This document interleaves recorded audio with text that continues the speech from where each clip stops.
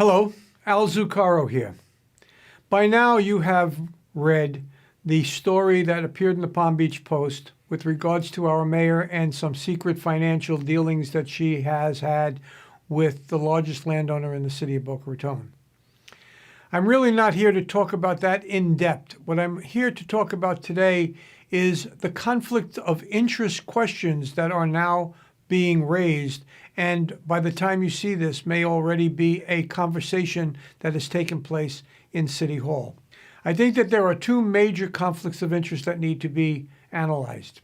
And without being too lawyerly, I'm going to try and give you a little synopsis.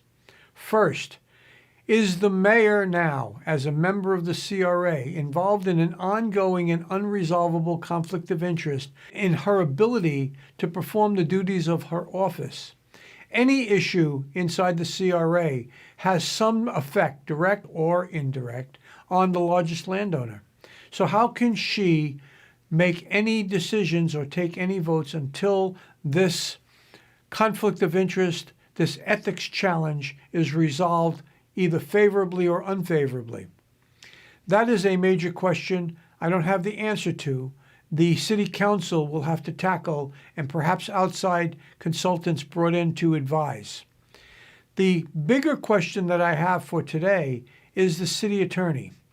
As we have read and learned in the newspaper, the city attorney acted on behalf of the mayor to get an ethics opinion that was said to allow the mayor to rule or vote on issues, even though she had this relationship.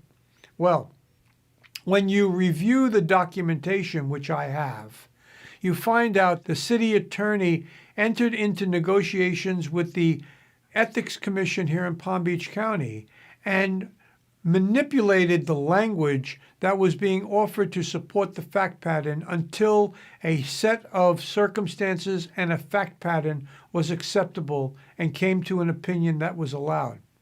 That in and of itself is troubling.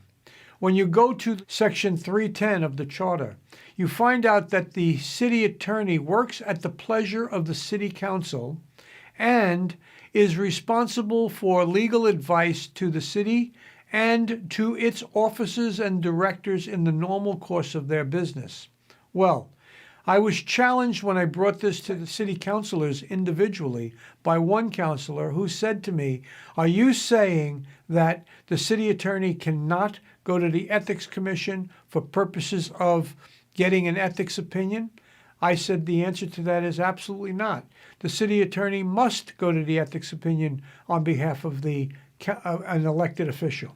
However, when the Ethics Council comes back one time with the statement that it is recommended that the city council not act, the second time when it was beyond recommendation and it was a strong statement of the elected official must not act, and then an official opinion from the commission arguing that this was at least, if not worse, at least an appearance of conflict of interest. Let me elaborate for a moment on that last point. I am fully convinced that the mayor and the attorney had the obligation to go to the Ethics Council.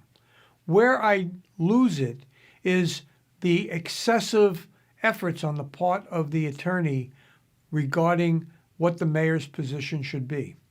If you remember last year, there was an ethics complaint against Deputy City Manager Brown and City Council Person Weinroth.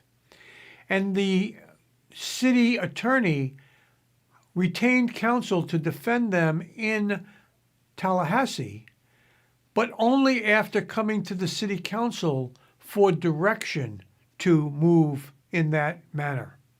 In this case, the mayor was the only person on the council that was aware of what was going on.